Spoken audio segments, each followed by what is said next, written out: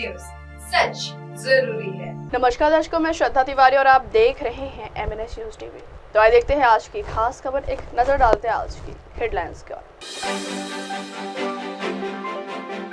महाराष्ट्र में आज से शुरू होगा बजट सत्र। कोकण में दे व्यापार का राणे कनेक्शन। बजट सत्र में मौन धारण करेंगे नाराज शिंदे। तो आइए देखते हैं खबरें विस्तार से। महाराष्ट्र में आज से शुरू होगा बजट सत्र। महाराष्ट्र विधान मंडल का बजट सत्र सोमवार से शुरू होने जा रहा है। सत्र के हंगामेदार रहने के आसार हैं, क्योंकि एक तरफ जहां मुख्यमंत्री देवेंद्र फडणवीस और उप मुख्यमंत्री एकनाथ शिंदे के बीच दरार की खबरें हैं, वहीं विपक्ष आरोपों में घिरे मंत्रियों धनंजय मुंडे और मनिका राव को कांटे को लेकर सरकार को घेरने की कोशिश करेगा। वित्तीय वर्ष 2025-26 के लिए बजट 10 मार्च को पेश किया जाएगा। इसी दिन फडणवीस सरकार के 100 दिन भी पूरे हो रहे हैं। यह महायुति सरकार का पहला पूर्ण सत्र होगा, क्योंकि नागपुर में शीतकालीन सत्र मंत्रियों को शपथ दिलाए बिना आयोजित किया गया था।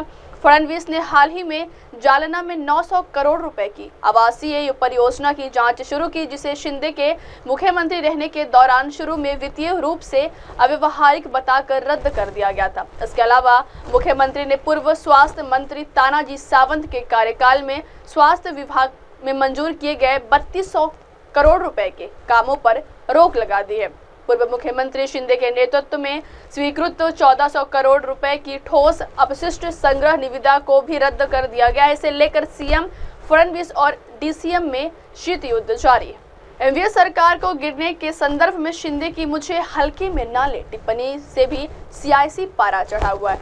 फडणवीस ने मंत्रियों के निजी सचिव और ओएसडी नियुक्तियों के लिए 125 में से 16 लोगों के नामों को मंजूरी नहीं दी। इधर मंत्री धनंजय मुंडे और मनिका राव को कांटे को लेकर सियासी पारा चढ़ा हुआ है। पिछले साल नवंबर में हुए विधानसभा चुनाव में बुरी तरह हारने के बावजूद विपक्ष महाविकास आघाड़ी मुंडे और कांटे को लेकर सरकार पर हमला बोल सकता है।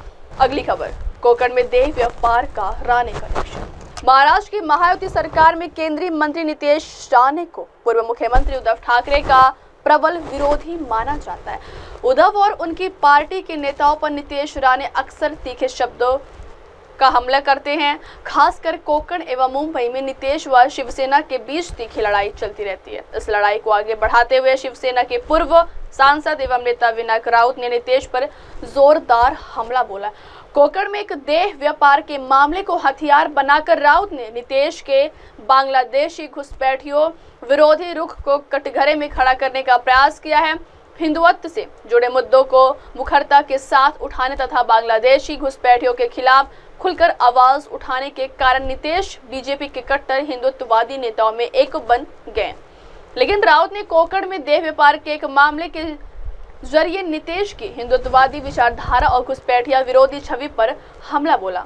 एक होटल में देह व्यापार के लिए लाई गई महिलाओं को पुलिस ने हाल ही में मुक्त कराया था। बाद में जांच में पता चला कि वो महिलाएं बांग्लादेशी नागरिक हैं। राउत का दावा है कि जिस होटल में महिलाओं से यह काम कराया जा रहा था, वह होटल नितेश राणे के कार्यकर्ता का है। उन्होंने आरोप लगाया कि पुलिस ने महिलाओं को होटल से पकड़ा था, लेकिन बाद में नितेश के दबाव में उन महिलाओं को रेलवे स्टेशन से गिरफ्तार दिखा गया। राउत के इन आरोपों के बाद कोकण में शिवसेना और राणे के बीच घमासान मचने की आशंका व्यक्त की जा रही है। अगली खबर, बजट सत्र में मौन धारण करेंगे नाराज शिंदे। महाराष्ट्र विधानमंडल का बजट सत्र सोमवार से शुरू हो रहा है, लेकिन इससे पहले सरकार में शामिल शिवसेना के मुख्य नेता व उप मुख्यमंत्री एकनाथ शिंदे की नाराजगी की चर्चा भी एक बार फिर से जोर पकड़ने लगी है। सूत्रों का ऐसा दावा है कि डीसीएम शिंदे सत्र में उपस्थित तो रहेंगे, लेकिन सरकार पर विपक्ष के हमलों को वह चुपचाप देखेंगे। उन्होंने अपनी पार्टी की ओर से विपक्ष के हमलों का जवाब देने की जिम्मेदारी मंत्री उदय सामंत, दादा भुसे एवं शंभुराज देसाई को सौंप दी है। राज्य के उप मुख्यमंत्री एकनाथ शिंदे ने बजट सत्र की पृष्ठभूमि में विधानमंडल में अपने पास मौजूद 3 महत्वपूर्ण विभागों की जिम्मेदारी अपने साथी मंत्रियों को सौंप दी है। मंत्री उदय सामंत शहरी विकास विभाग के प्रश्नों का उत्तर देंगे, तो वही दादा भुसे सार्वजनिक क्षेत्र के उपक्रम विभाग के प्रश्नों का उत्तर देंगे, जबकि मंत्री शंभुराज देसाई गृह निर्माण विभाग के प्रश्नों का उत्तर देंगे। शिंदे के इस कदम की वजह से महायुति सरकार में उनकी नाराजगी की चर्चा फिर से शुरू हो गई है।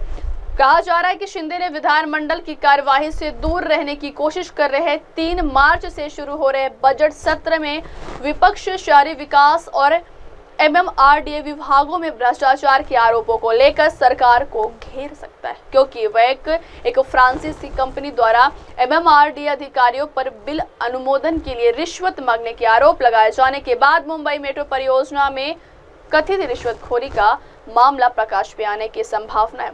संदेह व्यक्त किया गया है कि इसमें शहरी विकास विभाग के अधिकारी शामिल हैं। अब वक्त हो चला दर्शकों ब्रेक का। ब्रेक से लौटने के बाद देखिएगा देश और दुनिया की तमाम बड़ी खबरें। बने रहिए MNS न्यूज टीवी पर। नमस्कार, मैं हूं Abhishek Bachchan. Keep watching MNS news. आप देख रहे हैं MNS न्यूज, सच जरूरी।